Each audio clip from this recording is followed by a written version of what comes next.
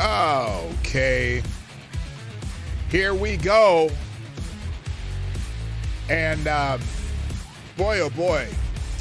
Anyone feeling very hopeful after that speech by Biden at Valley Forge? Woo, man, he sounded like an angry old motherfucker.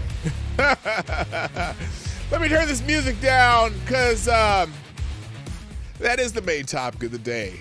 The raging speech accusing everyone who doesn't agree with him to be, I don't know, part of the Reich.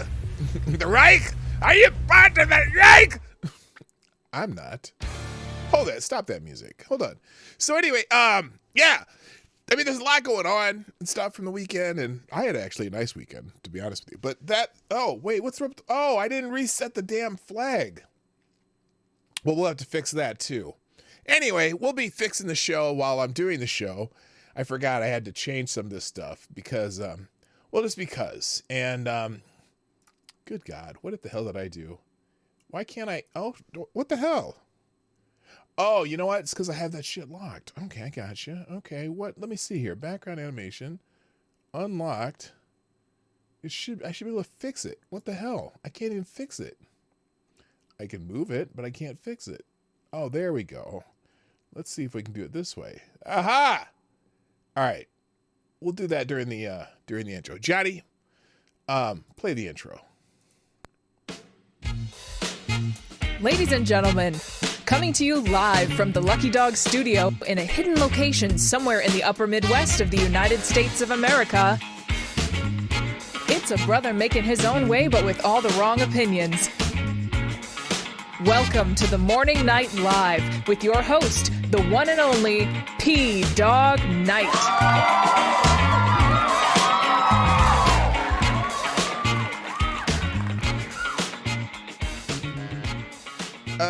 Yeah. So anyway, good morning, everybody. Welcome to the Morning Night Live. I'm your host, Marty, also known as P-Dog Knight on the internet. Welcome back to the P-Dog Knight channel, where we talk about news and stuff that's happening in the world and social things and commentary and all, Garfield. And why am I saying Garfield? Oh, because there's another Garfield movie coming out. Did you know that? There's another Garfield movie? I don't know when it's coming out.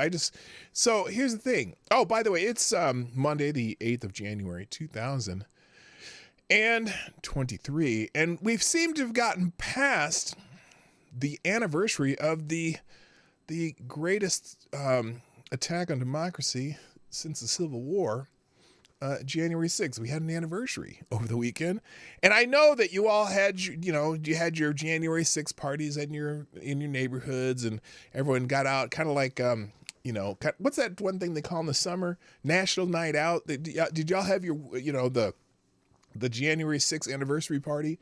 Of course, you probably had to have it indoors because it was a little chilly, although not as cold as some winters. But we had our celebration in our house. We put up January 6th is the 12th day of Christmas, so we took down the Christmas tree, and we put up the shrine to all those who sacrificed their existence for our democracy, which was zero. So we didn't put anything up. But there were, the one lady was shot and the other lady was beat to death, and a couple people had natural cause ailments that caused them to end, and so we mourned for them, I guess. But yeah, boy, oh boy, there was a debate. Did any of you, no, I'm not talking about today, but did any of you watch that debate on, I guess it was on X, it was on Rumble, it was on Zero Hedge's webpage, whatever, about January 6th, that the Krasensteins and Destiny on one side, and then you had on the other side, you had Glenn Greenwald, Alex Jones, and what's his name? Darren Beatty, journalist, kind of more of a rights. He's from what's the thing he's from? What's that thing he's from? He's from Revolver Online, and it would have been a good debate, except for unfortunately, Alex Jones and Destiny and mostly Alex Jones. And I mean, I disagree with Destiny, but Destiny was trying to treat it as a debate, and Alex Jones was kind of just talking over everybody, and he was putting in points that really didn't make sense, even though there was plenty of things to counter the things that Destiny and the Krasstein brothers were talking about. And unfortunately, he just didn't have the grasp, and he wasn't prepared to give his specific examples. And it just turned into a kind of a shit show. I got to be honest. The best parts were when Glenn Greenwald and Darren Beatty, every time Alex Jones would leave to go to the bathroom, those are the best part of the debates, because then you got some little substance stuff from Glenn Greenwald. Destiny did okay. The Krassteins actually didn't embarrass themselves, even though they were just Democrat talking points throughout the fucking... Everything they said was, just boilerplate Democratic talking points. Although they did try... I don't know which is which. They're both, one, the uglier twin brother of the other one did attempt to make some good points, but it was too hard to watch because of Alex Jones. Alex Jones just, Alex Jones is used to being able to just talk whenever he wants because it's his show, and he can shout people down if he wants or whatever. And he spent a lot of time doing that, and he kept going off into random tangents. It was just weird. I'm just sorry. It wasn't as, it could have been so much better had they had like Julie Kelly from American Greatness, or just anybody who knows facts about the whole situation. But Glenn Greenwald was really good. Like I said, Darren Beatty was great.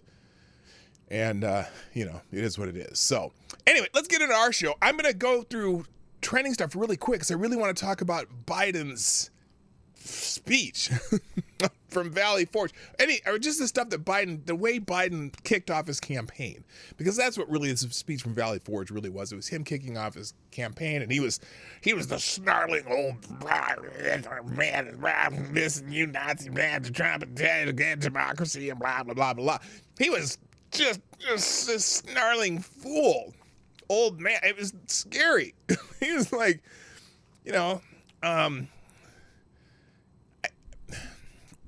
I wouldn't even give him I was going to give him, who's the boss in The Simpsons?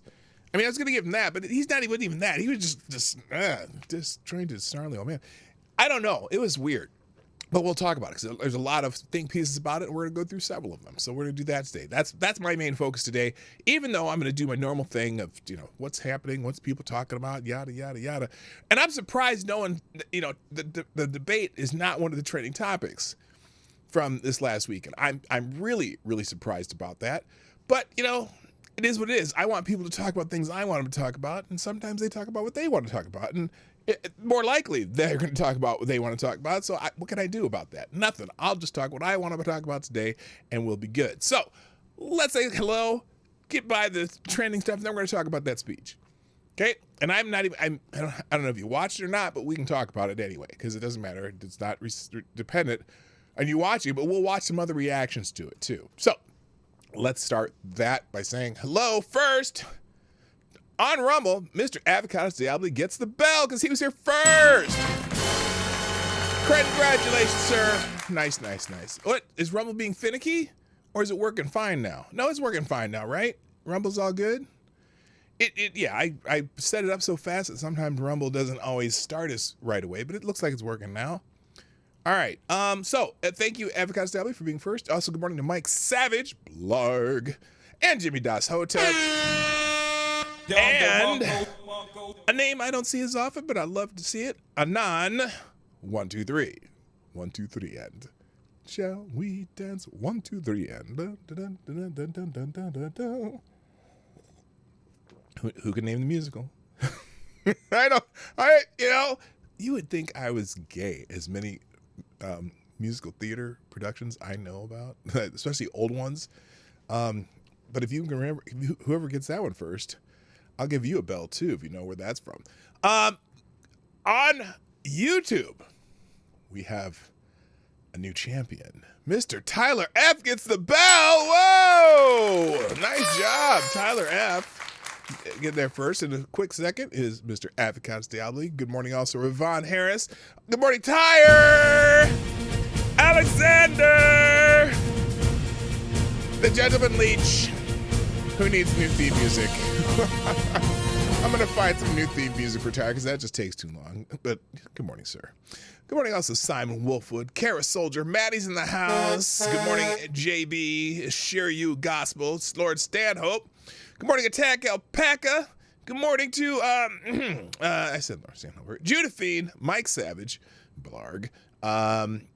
Those are two different people, obviously. TC's in the house. Welcome back. Nice to see you. Did I skip here? Because, yes, I did. Who did I miss? I miss Patio Furniture. What's up? Good morning also to... Did I get JB? I did JB. This thing skipped down. Oh, and Aaron Meredith. Did I even say Aaron Meredith earlier? My gosh, this thing really skipped down far. Holy smokes. Okay, I think I got y'all. That could be it. That's everyone who's here so far, right? Did I miss anybody? If I miss you, just keep talking. I'll figure it out. Anonymity. D2 is here. I'll be back. Jethro Hetero is in the house. Nice to see you. All right.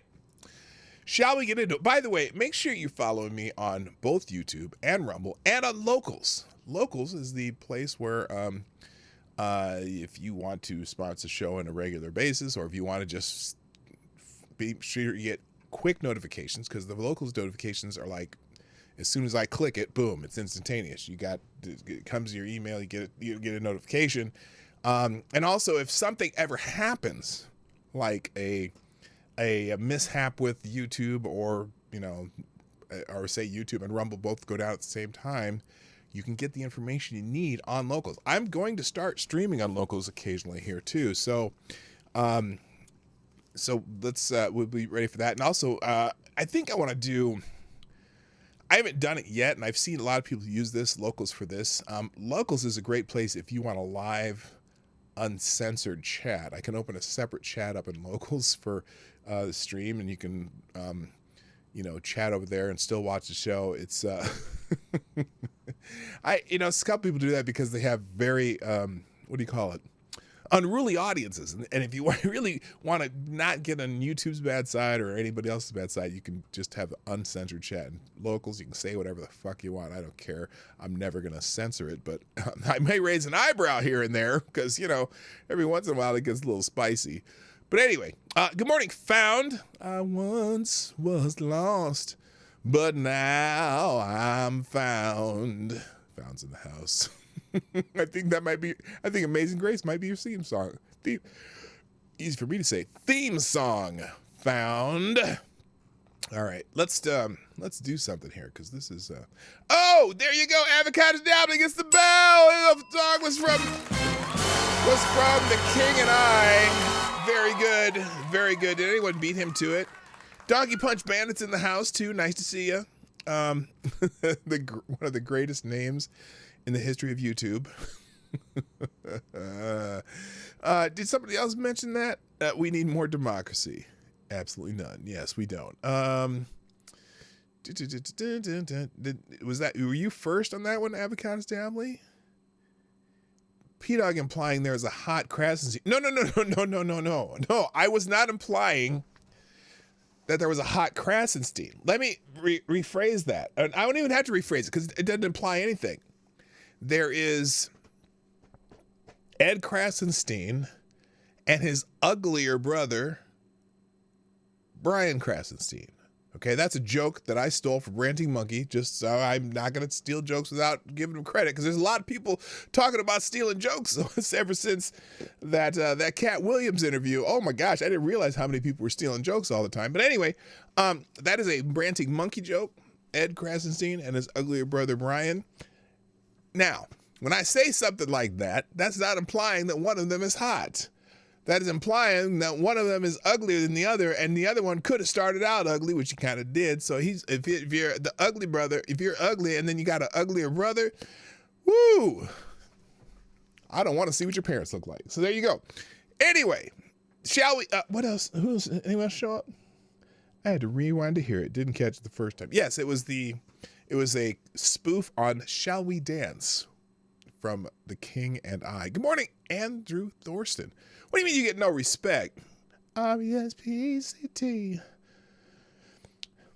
By the way, I know I've known this for a very long time. But do you realize Aretha Franklin singing Respect. You know that's a cover song? That's a cover song. She didn't, that ain't originally Aretha Franklin. Hello, Slim Tito, O2, and Zed the Snarky. Respect, the song Respect is a cover song.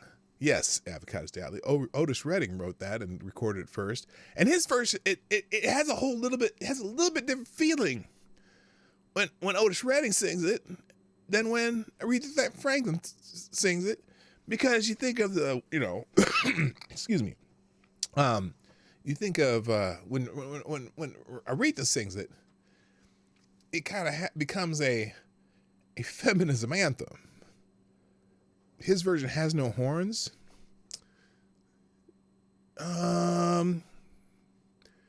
Well, there's horns in it, I think.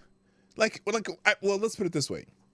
I've seen clips of him singing it live, and there were horns, but not the same feel horns though. It's not the same. It's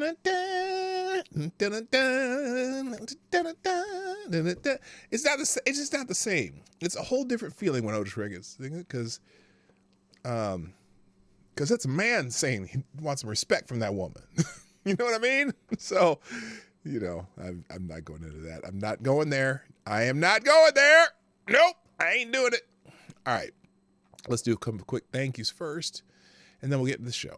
Thank you, Somnambule Nation. And Maddie quickly tweeted out the show, almost one right after the other. I appreciate that so much. Thank you for sharing the stream. And share the stream. If you haven't shared it yet, share the damn stream, because I'm trying to grow this channel a little bit. Now you know what? I'm tired of floundering.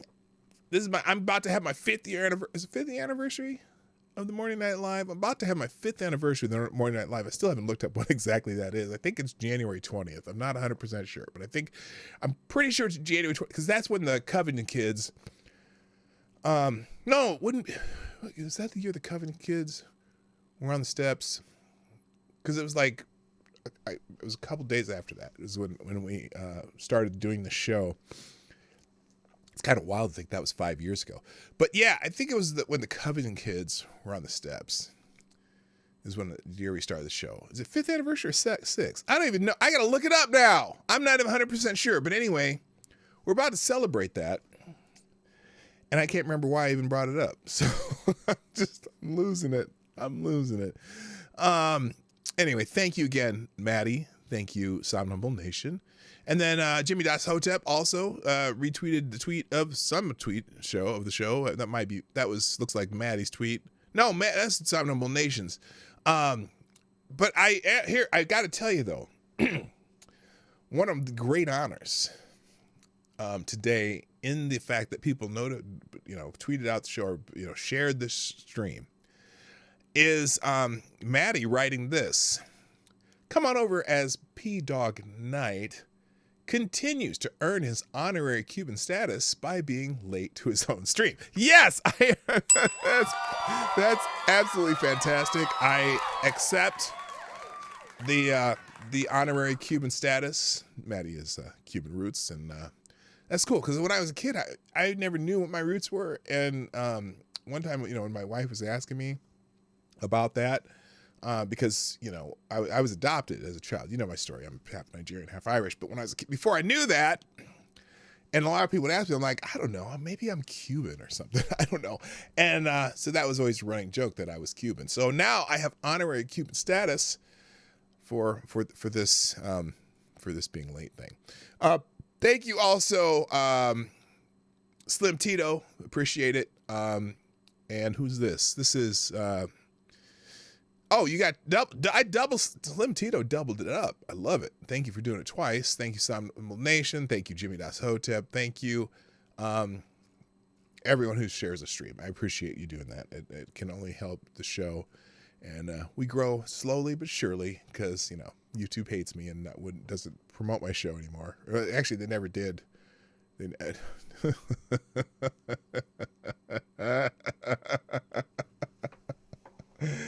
Okay. Excuse me. The reason I'm laughing. Thank you, Lord Stanhope. Marty, your roots are obviously gray. I see you in there. I see you. Good morning, Anna Lynn, too. Welcome back. Nice to have you. All right. Should I stop babbling and get this shit on the road? All right. Trending things today. Oh, I didn't even set that up. See, I was so busy trying to find stuff to make videos about. I'm going to start making videos. I'm going to make a video today. I at least, even if it's just a YouTube short. Oh, I don't have any background behind me. What the hell's going there? What the hell happened there? Let me see something. Where is background animation? Huh? Nope, that ain't it. What happened to the background here? Is it down here? Nope. Is it up here? Wait, what the hell? Is it here? Nope. Well, that's really weird. That ain't it. That ain't it. Huh. Well, there's just not gonna be any background in there for a while because I'm gonna redo my graphics anyway. All right, let's get into the show. I keep doing this. I may never get to the topic today at this rate. All right, first in the trending topics today, though, over on Rumble, or not Rumble, the app formerly known as Twitter. Happy birthday, Elvis Presley. He would have been 89 today had he not died on a toilet at age 42. And let's see, 89 years ago today, we were blessed with the amazing human being we know as Elvis Presley. He forever changed my life through his words and his music, and he'll continue to change lives. He'll never be forgotten. He lives on through all his fans. Happy birthday, Elvis. Well, a lot of people have no idea what Elvis was all about. Elvis, some people might say he was the prolific procurer of cultural appropriation, but look, the man was talented. He made a big deal because he swiveled his hips on the Ed Sullivan Show and got everyone in trouble who got that production. But you know what? He was a good entertainer. He was a popular entertainer, and so happy birthday, Elvis Presley. He passed away in '77 on the toilet. While Elvis would still be dead. Yes, he might still be. At this point, yeah, he would probably still be dead anyway. I have the flag. You see it? I don't see it. That's weird. Okay. You see something back there? Okay. Anyway, so that's the trending topic. Also trending is Joe Coy. Now, apparently the Golden Globes were last night, and that's the fact that I didn't find that out until I saw Joe Coy trending. Tells you that I don't give a crap about the Golden Globes. But apparently, Joe Coy bombed as the host of these. Joe Coy's a comedian, by the way. He's a comedian with, I guess he has Filipino roots, or his mother's Filipino or whatever. So, I mean, a lot of his shtick on, in his comedic routine is talking about the difference between how different Asian accents and whatever are portrayed and thought of even in the Asian community. And it's funny, I suppose, but he's pretty funny, actually, funny comedian. But apparently, he started the show with like a Barbie joke, talking about the difference between the movies. And I guess I'm not gonna play it. I don't know if I can get in trouble for playing it, but they said it was a sexist joke. Was a little reason Barbie movie was made, and he can't wait for his apology today. We'll see if he apologizes. Good morning, Selected Boy, by the way. Yeah, boy. And GDSOB's in the house. Nice to see you. So anyway, but when I think about the Golden Globes, I think about that year that Ricky Gervais hosted the Golden Globes. And he was funny as hell, and boy, the people in the audience were not happy with him. So and unfortunately, it didn't work out so well for Joe Coy, and everyone's mad at him today. But one of the jokes he told last night, which I thought was funny, but certainly did not make some of the people in the audience happy, was he said that the difference between the Golden Globes followed NFL games yesterday. So he said the difference between these NFL games and the Golden Globes is at the Golden Globes, you won't see as many shots of Taylor Swift. And Taylor Swift was in the audience. And here's her reaction. I'm going to show you her reaction just because well, I'll play the joke. Who cares? If they do something, I don't care. Here's Joe Coy telling his joke about Taylor Swift, and then you get a shot of her reaction. It was extra special. Here it is. Here it's Joe Coy, the comedian, at the Golden Globes talking about whatever this is. The big difference between the Golden Globes and the NFL, on the Golden Globes, we have fewer camera shots of Taylor Swift. I swear. There's just more to go. Oh, and look at her face. Look at her face. She is so mad. She is not happy. Sorry about that. Oh, God. She was just a sourpuss face. Like, she's a billionaire woman boss bitch or whatever you call it. And so don't mess with Taylor Swift and the Swifties. So anyway, he's canceled. He's canceled now.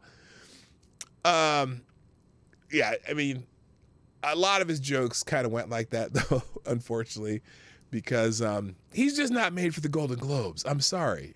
He's funny in his comedy shows, and he has a very niche type of comedy, and it's just not one of those. They were trying to be all inclusive and shit because they thought that this show with the Asian dude was going to win, and actually apparently the two Asians, people of Asian descent, won Golden Globes last night. They said that this is the first time that Asians had won Golden Globe, and I could have sworn, what's it?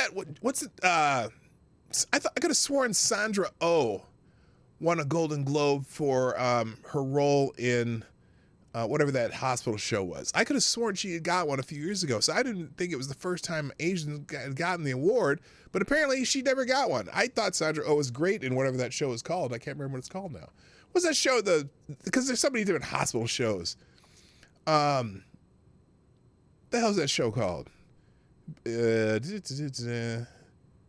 I don't know. Grey's Anatomy. Not Gay's Anatomy. It was Grey's Anatomy. I could have sworn that she got one for Grey's Anatomy, and I know she got an Oscar for one movie and a movie too.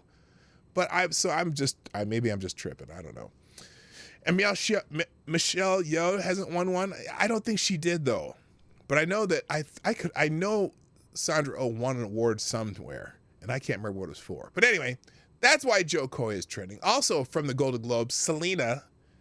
There's some rumors that Selena Gomez and Taylor Swift are talking about Kylie Jenner. If you really want to know about that, I'm going to put it in the links, but I don't care. I don't care about any of it. So Selena Gomez trending at the Golden Globes. Someone said they were gossiping, and then she said something like, she told people that said she was gossiping, you know what?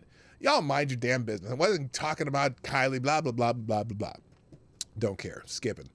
Also, Bradley Cooper is trending on the because of the Golden Globes, and he's trending because he didn't win it. And I don't even know what movie that Bradley Cooper made that they're talking about, but all these people are just like punching at Bradley Cooper on the internet, talking shit about him because he didn't win a Golden Globe because Oppenheimer won everything, right? And it's like, oh, apparently, and some people say, oh, whenever Bradley Cooper directs an Oscar bait film. So apparently he directed some Oscar bait film. But anyway, Cillian Murphy, the dude from Peaky Blinders, won a Golden Globe for Oppenheimer, and he gave a speech and whatnot. And so, yippee skippy. That's all I'm going to say about the Golden Globes now. Moving on.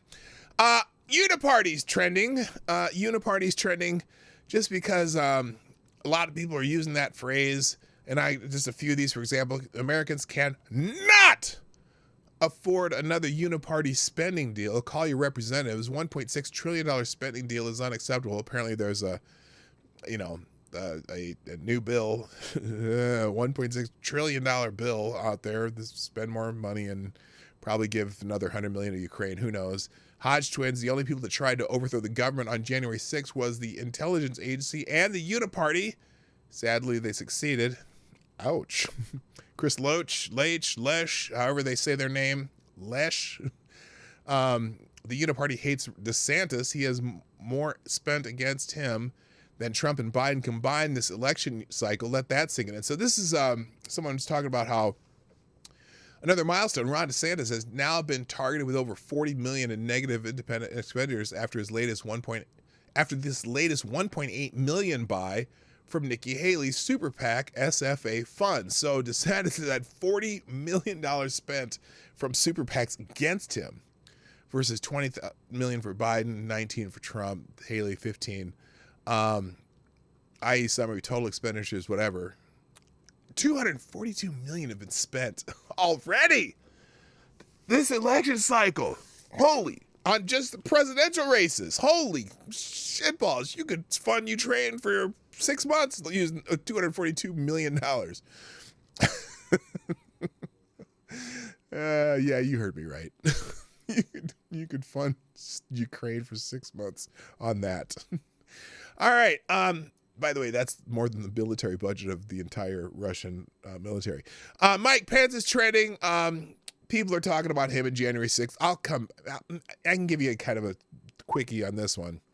For example, Pedro Gonzalez is pissed off at Vivek for saying, before rebranding as Trump's stalking horse for the primary, Vivek called January 6th a disgrace and praised Mike Pence for, in his words, resisting Trump's attempt to get him unilaterally to overturn the results of the election. Yeah, Vivek's got more information on January 6th and is realizing, these MFers, there's some shenanigans going on. And look, my whole take on January 6th, and I made this point on X, the app formerly known as Twitter, and especially on January 6th, I said, on January 6th, on this particular app known as Twitter, or known as X, formerly known as Twitter, you're going to get everybody posting footage and photos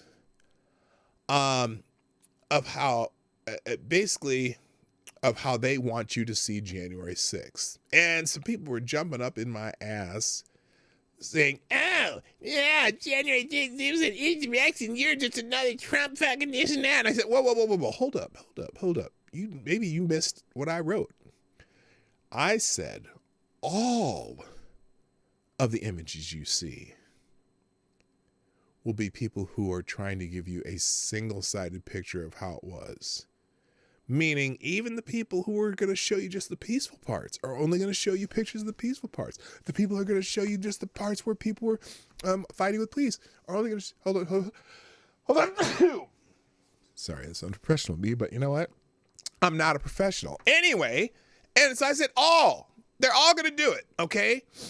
So everyone's going to give you a little one-sided picture of what January 6th is about. Look, it wasn't an insurrection. It was a riot. Some of the riot was caused by the fact that the police kept firing smoke bombs and rubber bullets at people, and people were like, stop doing that shit, and they started fighting with the police and hitting people with batons and shit.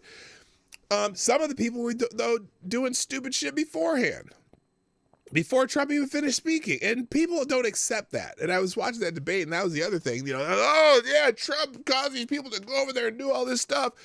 They were doing the stuff before Trump was even done speaking. Some of those people were there when Trump started speaking. They were already at the gates, ready to break him down. And by the time the people that came there when Trump was done, and all those people that walked over from the ellipse, because they had a permit for part of the Capitol grounds over on the Supreme Court side of the Capitol building. They had a stage. They were going to continue their rally there. But the people who broke through the gates that were on the way to that place, there were no gates there by the time they got there. So all those other people just kept going up toward the Capitol thinking that they were supposed to go up to that part of the Capitol. But it was on the other side that they had the permits for a rally. So now, and what's funny now is I think it was somebody, was like assistant director of the FBI, whatever, said something over the weekend and said, now, not only they're going to go after, someone in the Justice Department. Now, not only are they going to focus on the people who were in the building or who made, who were, who did any form of violence, or anyone who was in the building. Okay, they're going after every single person who walked into that building. Now they're going to start focusing on people who were even on the Capitol grounds that day. And he said, his words were, who were knowingly in a restricted area. Now, here's the problem. By the time the vast majority of the people who got there, none of those signs, none of those barriers that said this is a restricted area, none of them were there anymore. They were already broken down. They were already taken down. The Capitol Police moved them once the people started, filtering through there. So now they're going to go and try to prosecute thousands more people who happened to come there after those barriers were gone, claiming they knew that this was a restricted area, especially knowing the fact that those people were coming to have a rally on the Capitol grounds on the other side of the building, over on this side of the building versus this side of the building, because they had a stage set up and they had the permits. So now they're just fucking with people. And they're going to try to make it worse and worse by saying, oh, look how many people we are arresting and this and that. It's some dirty shit. And they know it. This was planned. They knew how they're going to do this a long time ago. There's no way they didn't have this planned out. So, whoo boy. Some dirty motherfuckers. Thank you, by the way, TC. Thank you, Reaction Puerto Rico. For tweeting out the show. I appreciate y'all. I don't know if you're here, but I see you tweeted out the show. Good morning, my friend Woo. Now What Studios in the house. Newsflash, you're making a bit of cash doing this, so you're a bit of a professional. Plus, you're infinitely more trustworthy than the MSM. So sneeze where you want, set those trends, break down walls. Hey, thank you, Woo. You get a bell for that one. All right. Shall we continue? Where was I at? Let's see. Bradley Cooper. Fuck Bradley Cooper. I don't care. Pence did that. I did. Oh, no. Did I say? Yeah, Pence. So anyway, Pence is trending. And the other one here, Laura Loomer. I can't stand Laura Loomer. I'm sorry. You know what? I think there's better people to have as a spokesman for Donald Trump. But, so... She highlighted this thing from the New York Post where Mike Pence said he is confident the FBI didn't orchestrate January 6th. Now, I have to look at this article in the New York Post. I just have to, because I saw it and I'm like, oh, Lord Almighty. What? So, and I think apparently in an interview this weekend, Mike Pence was rebuffing the claim that the FBI orchestrated January 6th Capitol riot, not the instigators, as in they were not the instigators. I don't necessarily disagree with that. However, well, let's read the article. Let's go through the article. Former Vice President Mike Pence rebuffed allegations spewed. Now, who wrote this? Is this an editorial? No, this is news. Now, hold on. So apparently this New York Post writer feels it's important to editorialize because the word spewed is an editorial word. Okay. Here's something else. Listen to this description of January 6th, too. Okay, so he rebuffed allegations spewed by former President Donald Trump and others. The FBI instigated January 6th Capitol riot. Were there provocateurs within the Capitol riot? I think there were some. And I also think Capitol Police helped that along by shooting rubber bullets and flashbangs in the crowd. But that's a whole other story that you're starting to hear that you didn't hear before.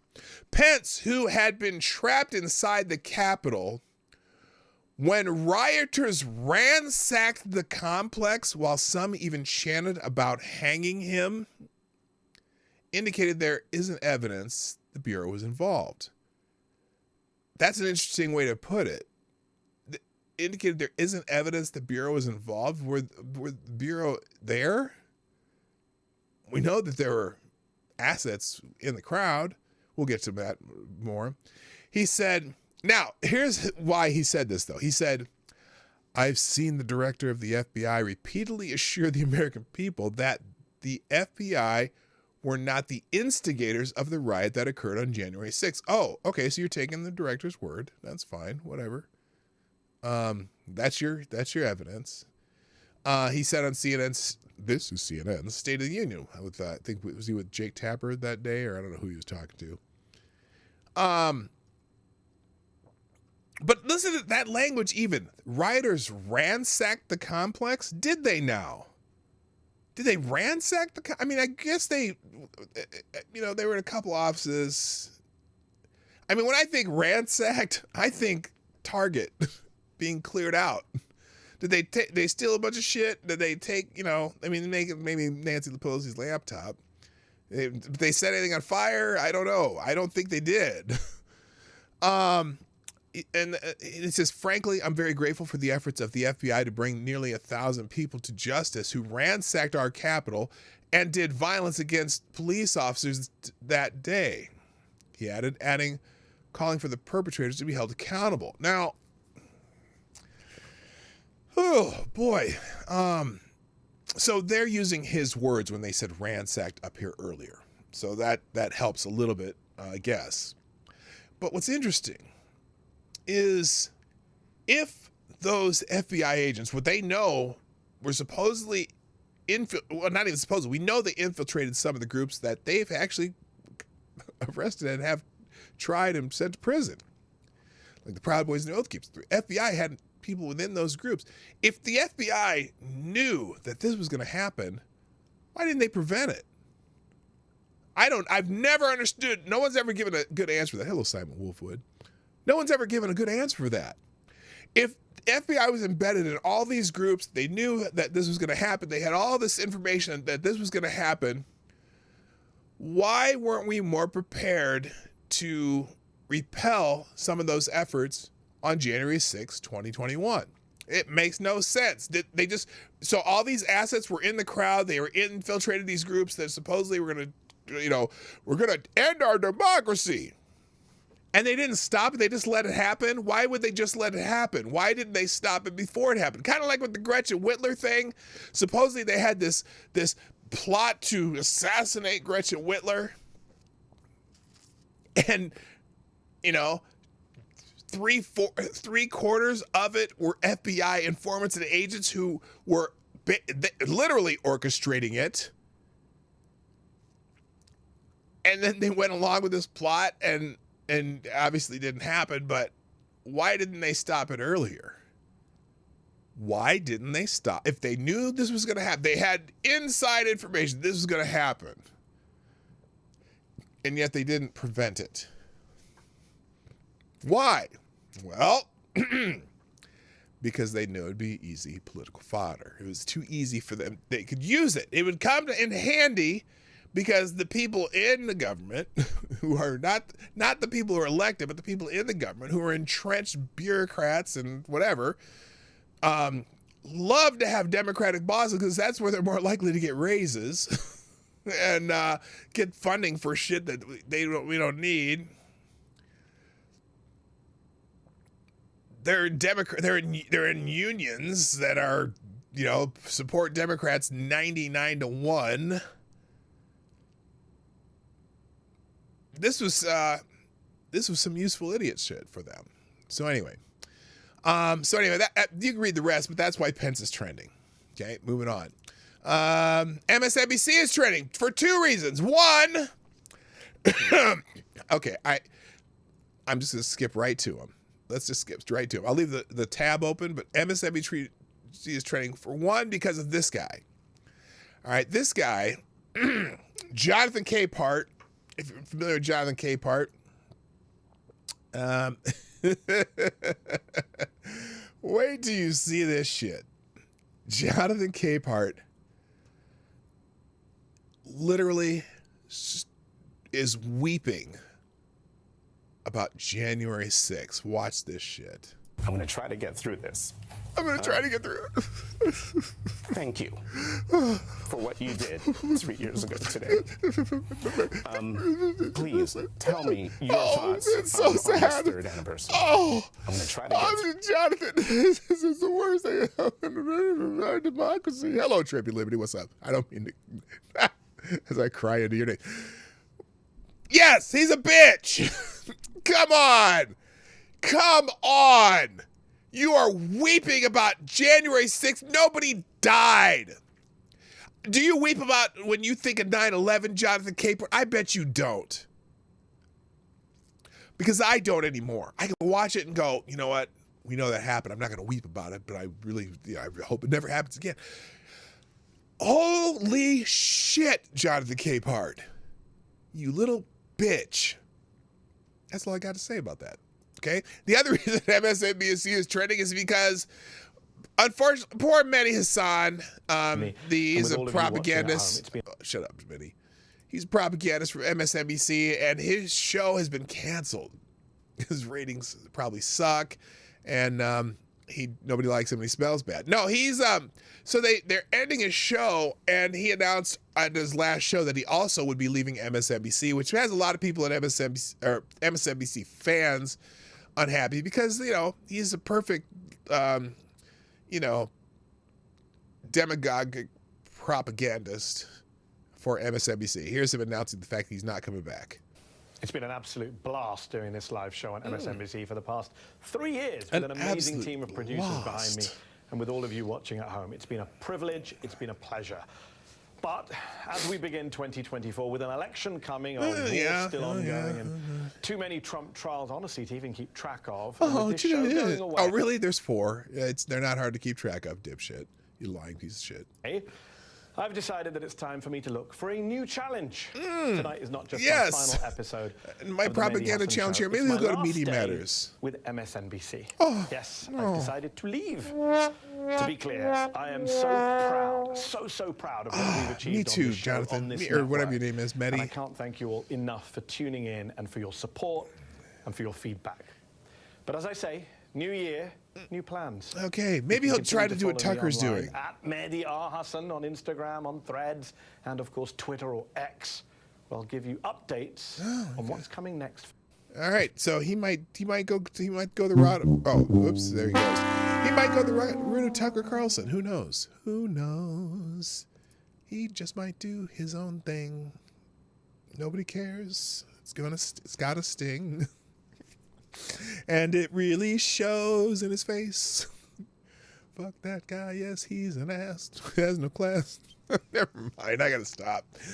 Yes, my daily West Side Story remix. Okay, moving on. Epps is trending because, of course, January 6th. So there's a whole bunch of Ray Epps stuff people are talking about. But the big one is because of someone else who's trending with Ray Epps. And I have 2 little Ray Epps trending topic threads out here. But this is because of Ann Coulter.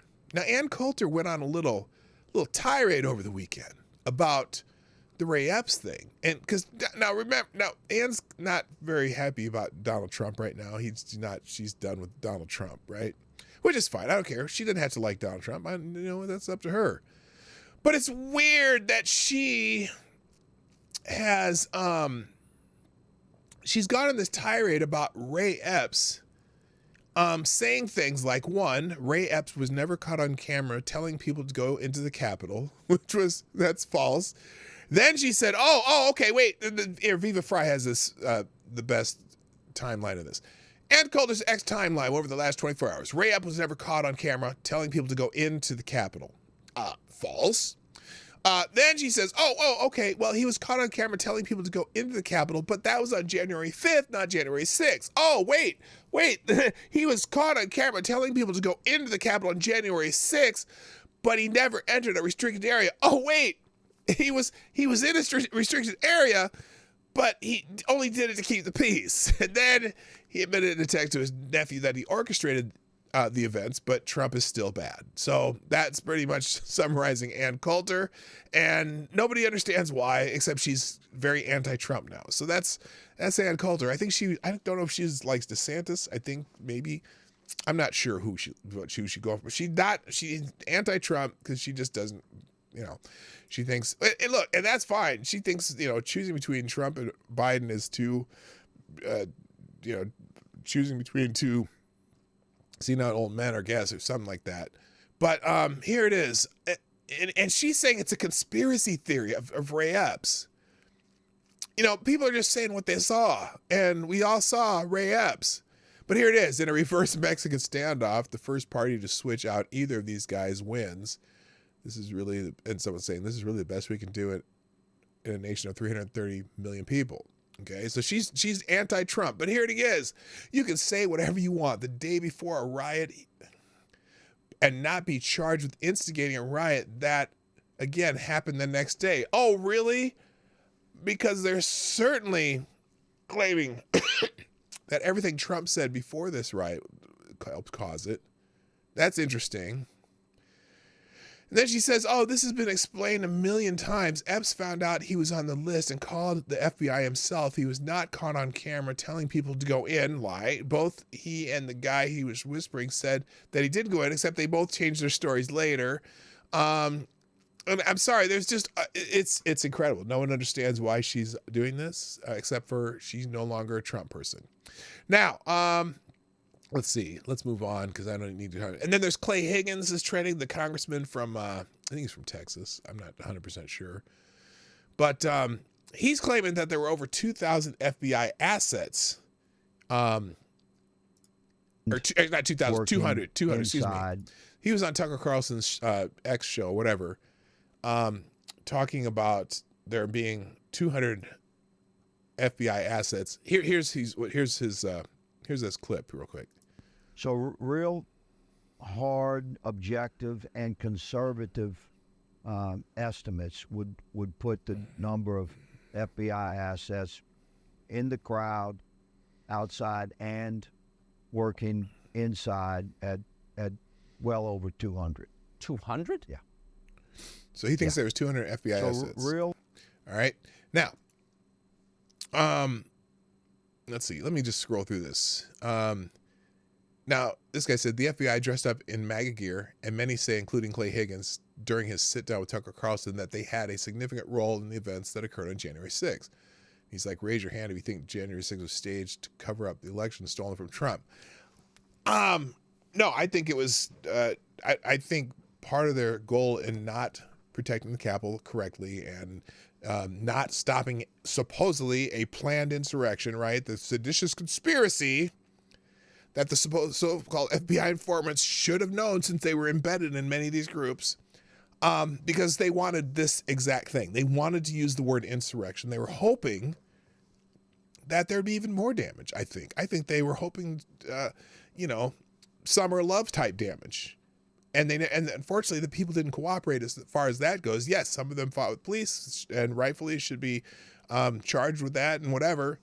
But all these other people that just showed up and they're going to try to charge now, they're looking at charging thousands of more people, right?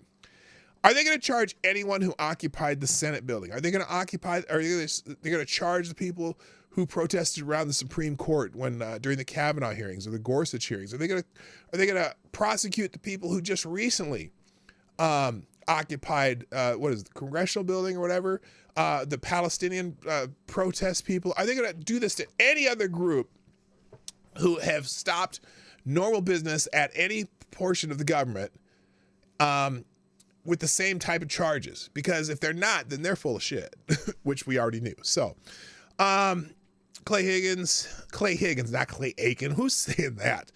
But he said the hard objective conservative estimate would put the number of FBI assets in the crowd working at well over 200.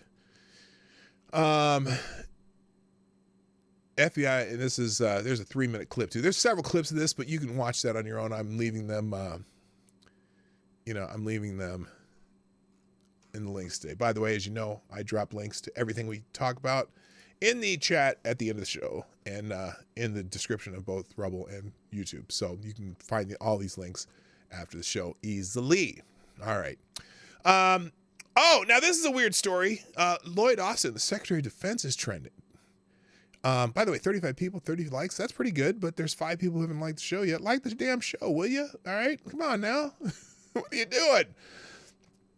Secretary of Defense Lloyd Austin is trending. And that's because, what's the word for it?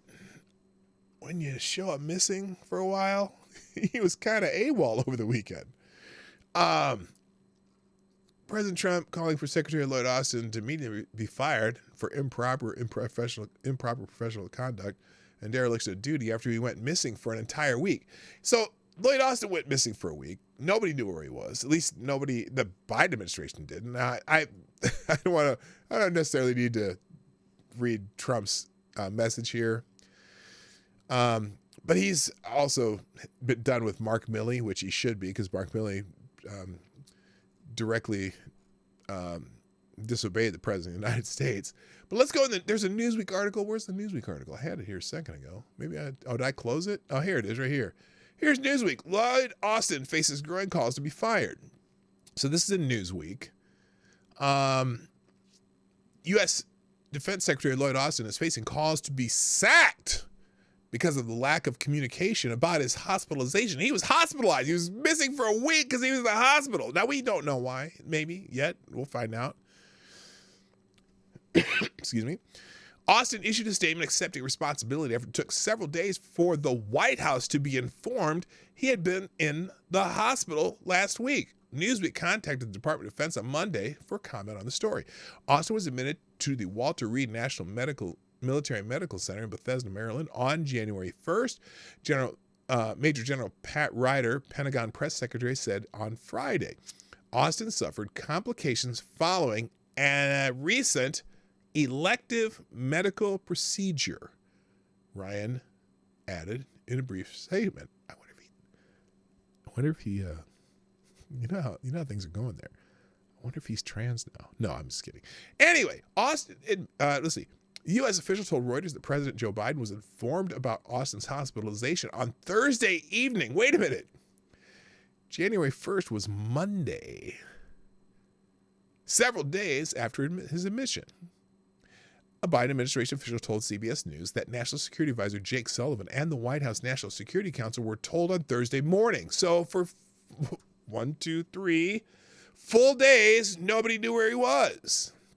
He got a Brazilian buffalo. Oh, yes. Okay, wait a minute. Let's do a Q&A on this. And wrong answers only. Why was Lloyd Austin missing? I'll say missing, even though he was in the hospital. Missing. Because, it could be his real name is Lloyd, right? Maybe, just maybe.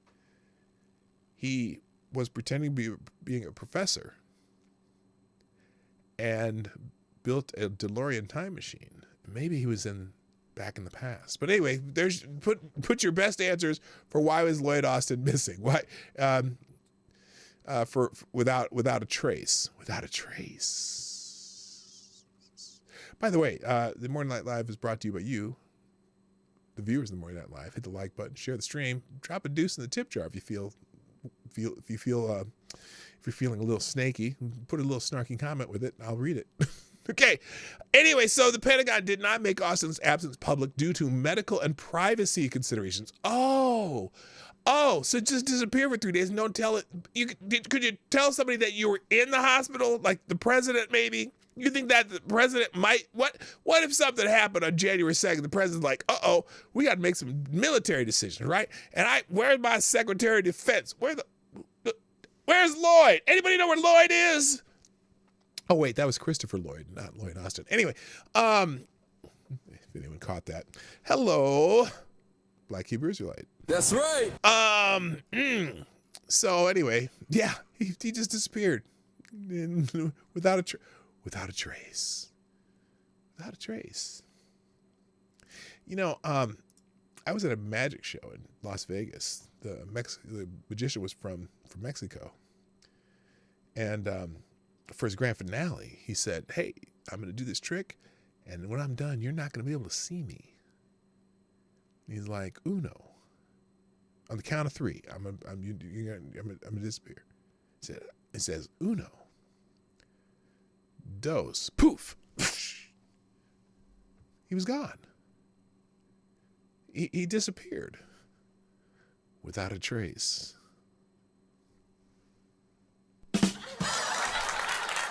Thank you. I'll be here all week. Okay, moving on. Main topic of the day. Oh, wait. Wait. Now, here's a PJ Media article about this. The Defense Secretary Austin scandal is even worse than we thought.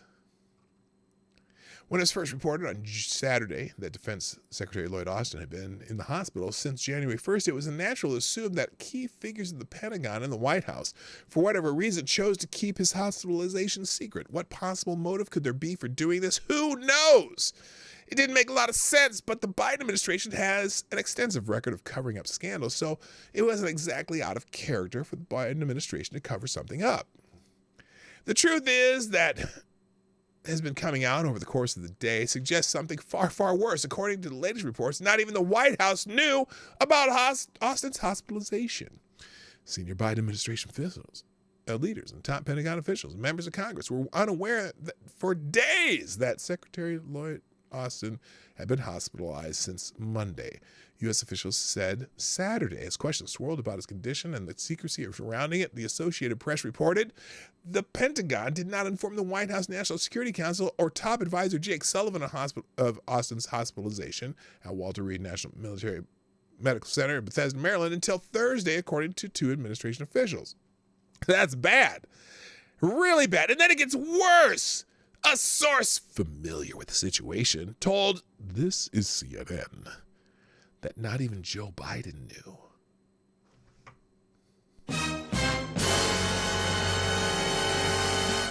National Security Advisor Jake Sullivan ultimately informed Biden late Thursday afternoon. Well, okay, wait a minute. Hold up. Wait. Let's think about that for a second. Not even Joe Biden knew. You know what I say to that? Duh. Of course Joe Biden didn't know. Joe Biden doesn't know what anything is going on. Good God, people. What? No shit Joe Biden didn't know. Joe Biden didn't know anything. Joe Biden didn't know anything. Joe Biden don't know shit. What the hell happened there? Anyway, so Joe Biden, who is supposed to be the commander-in-chief, didn't know for 4 days that his own defense secretary, a member of his cabinet, was in the hospital. Now, considering what's going on in the world right now, the Israeli-Hamas war, the Houthi attacks on container ships in the Red Sea, and many other things, how is it possible that Biden isn't taking his defense secretary, talking to his defense secretary daily? Sure, he has time to give speeches about how Donald Trump is a threat to democracy, but he didn't even know his defense secretary was incapacitated for days? Or does anyone think it's a coincidence that the Pentagon waited to reveal Austin's hospitalization on Friday, really, really close to Biden's big speech? Was someone hoping it wouldn't get noticed? The Pentagon claimed that Austin was prepared to act for the exercise the powers of the secretary if required at all times he was hospitalized. But according to a recent report from the Wall Street Journal, Austin was in the intensive care unit, suggesting that his condition was far more serious than the Pentagon had let on. Secretary Austin released a statement accepting responsibility for the lack of transparency.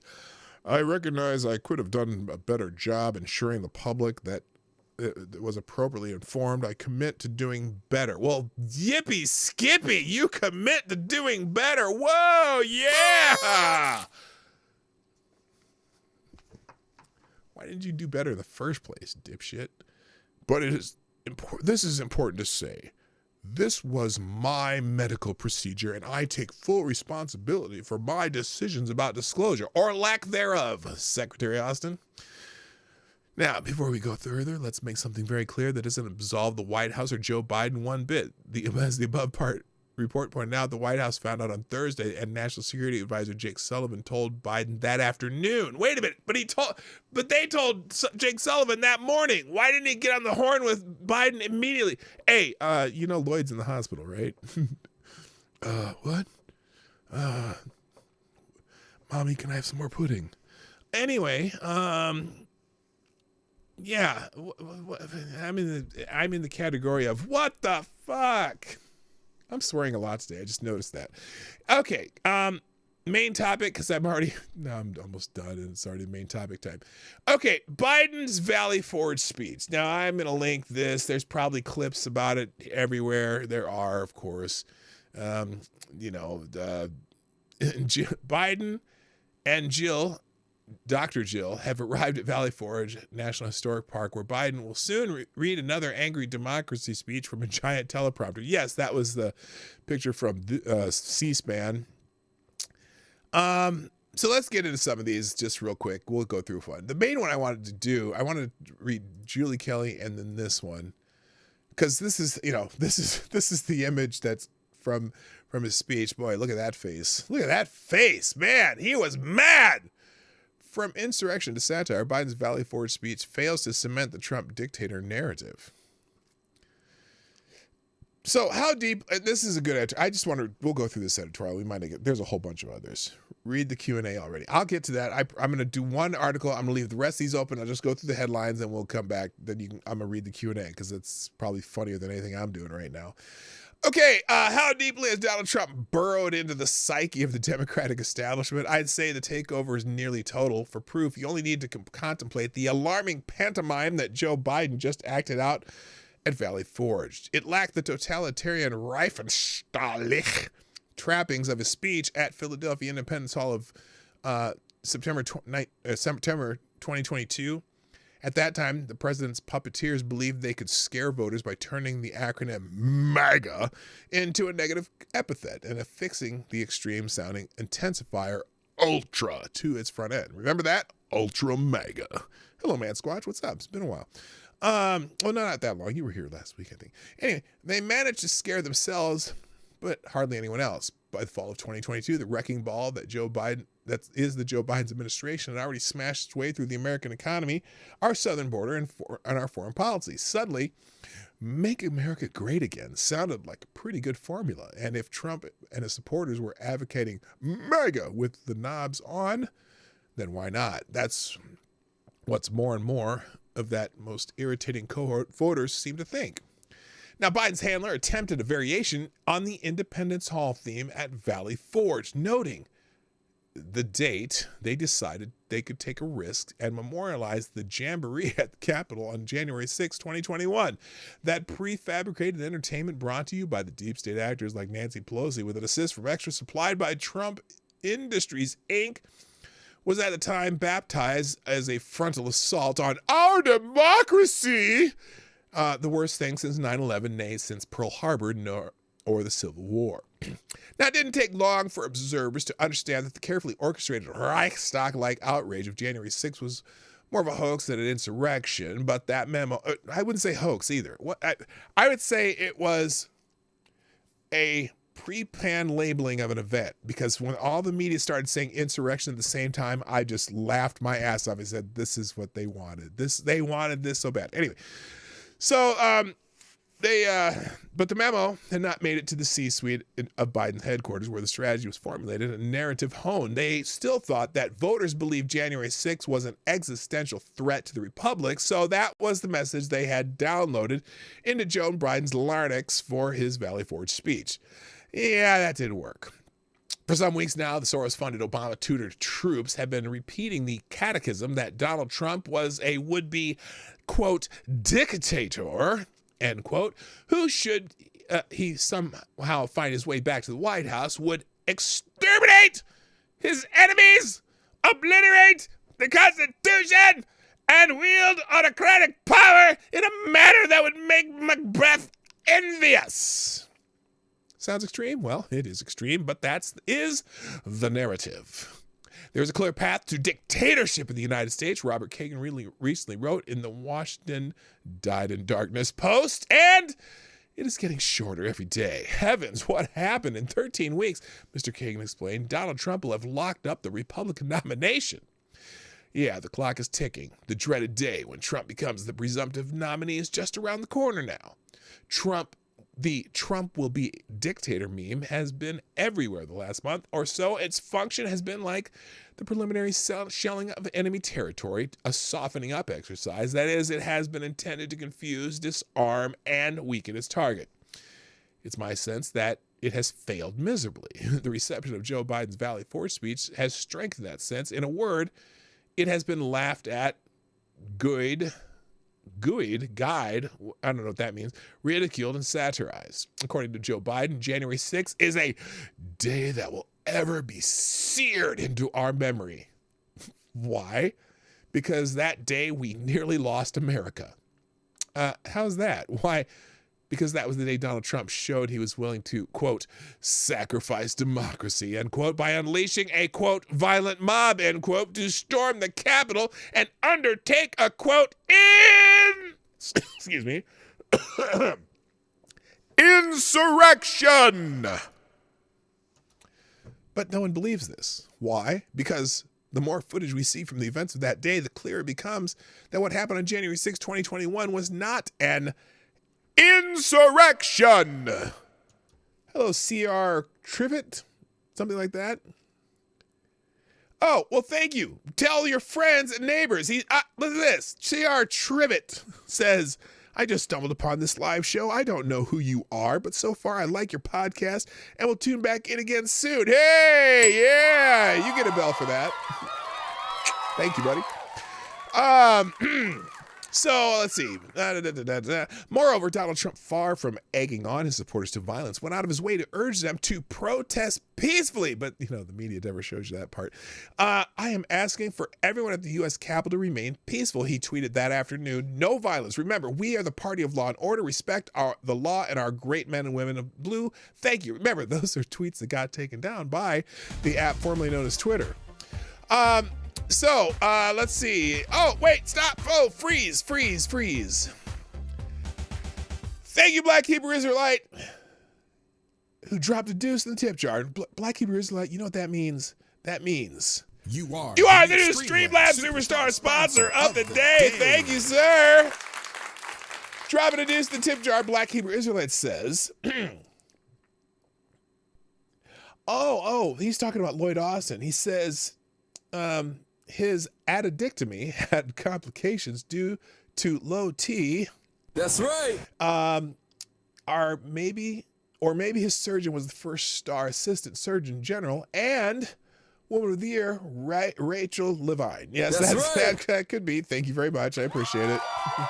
And thank you for being the first sponsor of the show. You are the Streamlabs Superstar sponsor of the day. Unless you get that designation.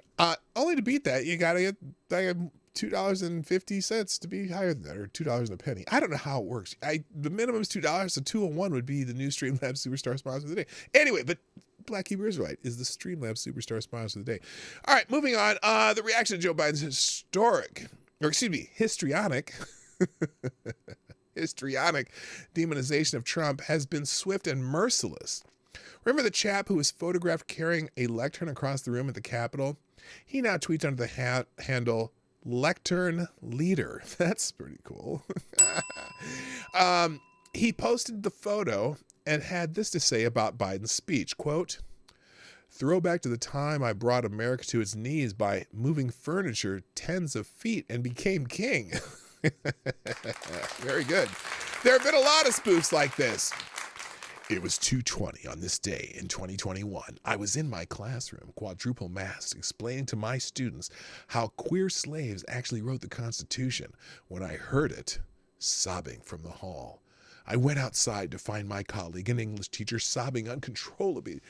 I first thought Ron DeSantis had made our jobs even more difficult by banning us from discussing our kinks in the classroom, but it was far worse. A white supremacist insurrectionist has his feet on Nancy Pelosi's desk, they them cried. I rushed back into my classroom to see the look of fear in my students' faces. Are we going to lose access to our puberty blockers? A purple-haired demi-boy asked. If they overthrow our democracy, Yes, I replied. For the next several hours, we watched the TV in fear as several hundred terrorists searched the Capitol for Alexandria Ocasio-Cortez so they could have her way with her. Thankfully, a brave police officer of color shot a hysterical Karen in the face, sending the MAGA idiots running for their lives at the sight of such a strong black man. That was a dramatization of the whatever that was. Anyway, you're not supposed to make fun of the worst tragedy in American history, but everybody is. Considering this hilarious clip, it shows protesters proceeding calmly through the Capitol, guided by welcoming security guards, to the satirical voice over some naughty satirist. What we have here is Vivek Ramaswamy scoffed, was a scene of the bloody battle that nearly ended the Republic on January 6th, caught on film. The great Julie Kelly, who has been terrier-like in investigating what really happened on January 6th, is right. Joe Biden's over-the-top execration of all things Trump in his Valley Forge speech shows that the official narrative about January 6th is crumbling. They thought it would end the GOP and result in mass defections to the Democratic Party, Kelly wrote. They thought it would end questions about the 2020 election. They didn't think anyone would ever question what happened because Andrew Cooper that said it was an insurrection, how it happened, or expose the lies it was built upon. They thought their dirty secrets would be hidden forever. Au contraire, mon frère. It's all collapsing when they need the narrative to hold most. Jack Smith's J6 prosecution of Trump is teetering. SCOTUS could overturn the most common felony count. Polls show more people now than in 2021 think the 2020 election was illegitimate, and suspicion about the animating role of the FBI and other government agencies continues to grow. As well it might. Joe Biden's Valley Forge speech was supposed to inaugurate his 2024 campaign. I would not be surprised if future historians singled it out as a moment his campaign began its final retreat into senile collapse. So there you go. Thank you very much. Oh my! Ducking felonies in the house, dropping a... Oh, that was my, I missed it. That's one of, because you got the Dreamland Superstar sponsor. You are the new Streamlabs Superstar sponsor of the day. Thank you, Duckin' Felonies. And welcome to the show, by the way. Dropping a $26.69 into the tip jar saying thank you for the show. Now, you saw the, every time that's a new Streamlabs Superstar sponsor of the day, you get the little Jack Cochran, Dream Girl dancing around. But normally when you do the 2669, you're supposed to get this one, and I'm going to play it for you. Thank you, Duckin' Felonies, for bringing this upon our wonderful crowd. So there you go. All right. So anyway, Biden's speech was, you can, I'm sure you may have seen already, but I have several articles. Trump's in PJ Media, they describe it this way. How about if I put it on the screen, though? That would help, wouldn't it? Biden, Trump speaks the exact same language used in Nazi Germany. And this is the AP. Now, by the way, this photo is from the Associated Press. Isn't that wild? The Associated Press used this photo. Now, normally, because you know how the media is very, very Biden friendly. Does this look like a good look for Joe Biden making a speech? Maybe they're just thinking it makes him look tough and authoritative. But wow. And of course, he did the he did the Hitler thing about just it's embarrassing. And in fact, it's funny because they're one of the lead paragraphs in this article. Barack Obama said it years ago. Don't underestimate Joe's abilities to fuck things up. On Friday, old Joe proved his sainted predecessor right again. Yet again, in what was supposed to be a stem-wider campaign speech that would get his far-left base all fired up to do whatever it takes to get their favorite dementia-ridden kleptocrat back in the White House for 4 more years. But the man who supposedly won 81 million votes after running a non-campaign from his basement called Trump a loser and charged the bad orange man speaks the same exact language used in Nazi Germany. Wow, that'll get you some votes, I'm sure. Wow. Wow. So anyway, there's that article. And then there's Julie Kelly, who has this in her, wait, no, I don't want that. Biden's Valley Forge Theater and the unraveling of January 6th, the third year anniversary of the Capitol protest. Joe Biden will portray himself as a modern day George Washington, saving democracy from evil, but the public is the public is buying his shtick less and less. Isn't it ironic though, that he chose Valley Forge, right? A site of where the the colonists were having an insurrection against the crown, and he's going to talk about insurrection on a day when the place where insurrection was a good thing. You know what I mean? All right, New York Post, Miranda Devine, Biden certainly knows how to wield his power to transform the country for the worse. That's the other part. He made this mention. Hello, Legit Low Talker. Oh, excuse me. Legit Low Talker. How you doing? Nice to see you. Joe Biden let slip a telling boast after his latest Dark Brandon speech. I understand power, he whispered into the microphone as the First Lady wrangled him off the stage to stop him impersonating a Roomba, while ostensibly self-depreciating cliche about wives' control over men. I understand power also was a statement of unwavering confidence in his own mastery of today's political landscape. It's hard to admit, given Biden's manifest frailties and incompetence, but he's right. The president does know how to use power to transform the country by being willing to lie and cheat and break every political norm, by sicking his Department of Justice on his main arrival and ignoring cries of foul, and by hysterically overtyping the January 6th Capitol riot, by hatefully demonizing conservatives as domestic terrorists and white supremacists, and dividing the country. When he promised to unite us, he achieves his political ends. Yes, wasn't he supposed to bring the country together? He's doing a fucking bang-up job of that, isn't he? American Greatness, the headline on this one, Biden's Valley Forge stunt shows the real threat to democracy. And this is by Matthew Boos. Like I said, I'm only going headlines right now. Jonathan Turley, he lost me. Jonathan Turley rebuts Biden's assault on democracy speech in less than 60 seconds. Let's listen to Jonathan Turley.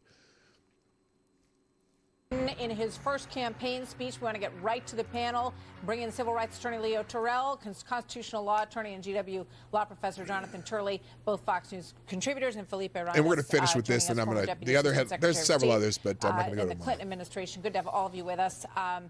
Jonathan, let me go to you. This was a strongly delivered speech, probably the most strongly delivered speech that we've heard from this president in quite some time. Yeah, he was yelling like your thoughts on the content of it, Grandpa and Simpson. the argument that he makes here. Well, it was a very powerful speech, and I certainly agree with the lessons that he raised about George Washington. I have more question about whether he's following those lessons. He lost me in the specifics. You know, he talks about democracy being on the ballot. Democracy! But the ballot isn't very democratic. His own party is trying to strip ballots of Donald Trump's name to prevent people who want to vote for what appears to be the leading candidate for the presidency from doing that. So when he's talking about the freedom to vote and to have your vote count, his party's actively trying to prevent that. And saying that really you're not just voting for me, just think you're voting for democracy. For those people, they feel like, well, if we vote for you, do we get democracy back next time? I mean, are we going to have all of the candidates on that ballot? I don't think that effort will succeed. But it's also worth noting, when he talks about the freedom of speech, the Biden administration, I've written before, is the most anti-free speech administration since the administration of John Adams. I mean, his administration has carried out what a federal court called an Orwellian censorship program with the help of social media companies. So part of the speech was, in fact, uplifting. But then when you got down to the details, it seemed rather conflicting for this president. Ding. So, Philippe. Okay, enough of that. All right. In National Pulse, Truth Loose and Policy Free, Biden's Valley Forge speech and his campaign plan, just talking about, it talked a lot about January 6th, basically waging war, not literal war, but war on the extreme ultra mega. And, you know, there you go. Let's see. There's also one here, another National Pulse. What's this one? Oh, and then Trump blasts Joe Biden's Valley Force speech as pathetic fear-mongering. So you can read all that. There's a few other articles in here not related. Again, the snarling face, though. The fact that the Associated Press used this snarling photo.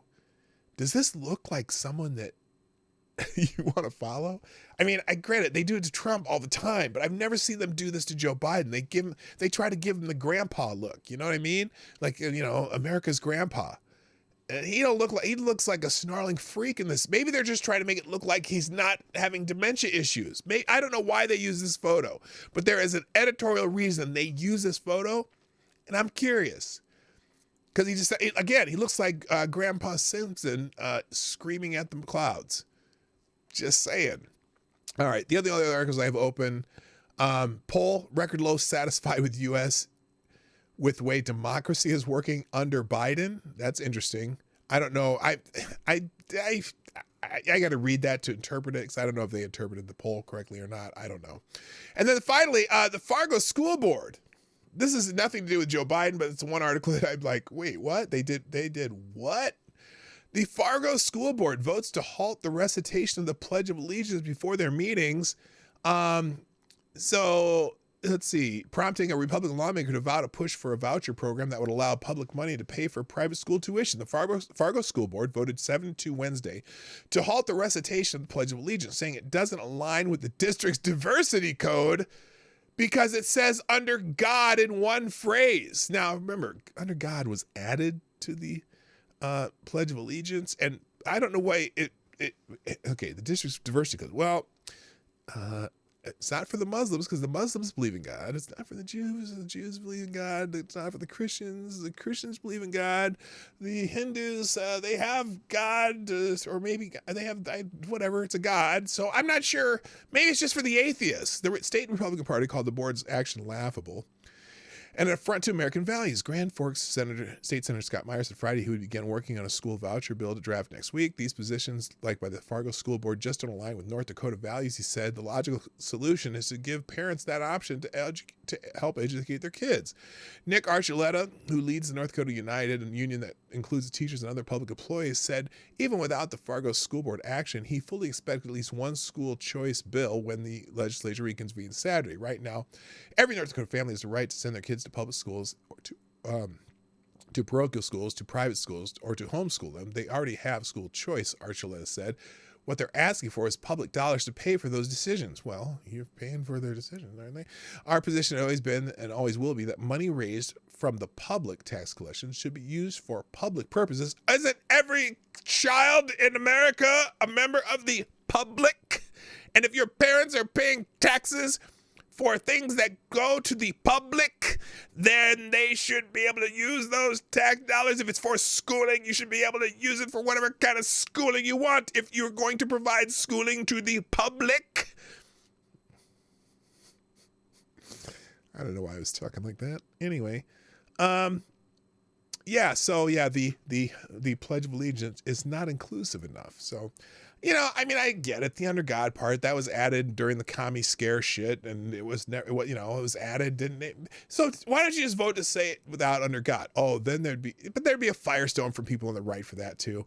I don't care. I don't know why they say the Pledge of Allegiance at the beginning of a school board meeting anyway. I don't care. All right, ladies and gentlemen, thank you for joining me today on the Morning Night Live. But I am happy to say the Pledge of Allegiance. But anyway, Morning Night Live, Monday through Friday, 10 o'clock Eastern, on this channel, Rumble and YouTube. That's it. I got to go. Thanks, everybody, for joining me. Thanks for the donations. Black Hebrew Israelite and Duck and Felonies, the new superstar sponsor of the day. And that's it. Got to go. My name's P-Dog Knight. I'm going to put those links in the chat during the outro. I out of here. Bye-bye. Hey, this is P-Dog Knight, and thank you for watching today on the P-Dog Knight channel. If you have an observation or remark you'd like to make about this video or my channel, I absolutely welcome you to write it in the comment section down below. I really look forward to hearing from you. And before you go, if you like what you saw but you're not already subscribed, please make sure you hit the subscribe button and definitely click that bell that pops up afterwards so you'll be notified when I post new videos or when we go live. I broadcast my live show, The Morning Night Live, Monday through Friday at 10 o'clock Eastern, 9 o'clock Central. A special thank you to all the supporters of this channel who share our videos on social media and who make donations through Streamlabs, YouTube, Venmo, and Cash App, which are all linked in the description down below. Thanks again, and until next time, I'm P Dog Knight, and I'm out of here.